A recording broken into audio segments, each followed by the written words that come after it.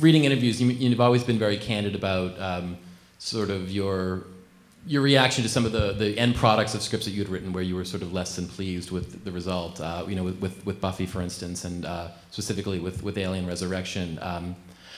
You know, Billy Wilder tells a story about when he was a screenwriter on the set of Hold Back the Dawn, and watching the director, what in his estimation was just butchering his script, and he sort of had this come to Jesus moment where he said, "Okay, that's it. I'm a director now."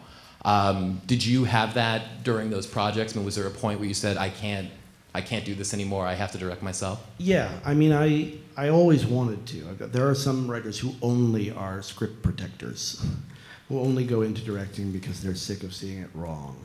But they don't necessarily care so much about the visual aspect of storytelling, whereas when I'm writing a script, I'm directing it. In my mind, I know exactly how it's supposed to be, and I try to make it read like it's going to look.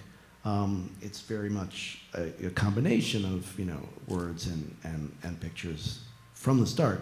So it was something that I wanted very much. But yes, a certain amount of umbrage, a certain amount of, you know, heartbreak. The script doctoring and working as a screenwriter was killing me. I was doing very well, and I was dying. And I finally just said, the next moron who ruins one of my scripts is going to be me. But nobody would hire me. And that was part of why I created Buffy. I was like, well, I'll hire me.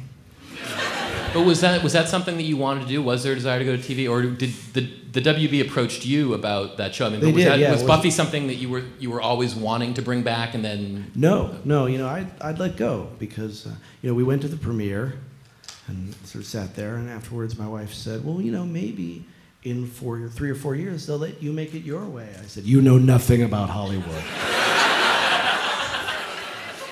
And so I had sort of just moved on, because you have to, and it was Gail Berman who had the idea this could be a series. I think when they first pitched it to me, it was a half-hour afternoon Power Rangers type series.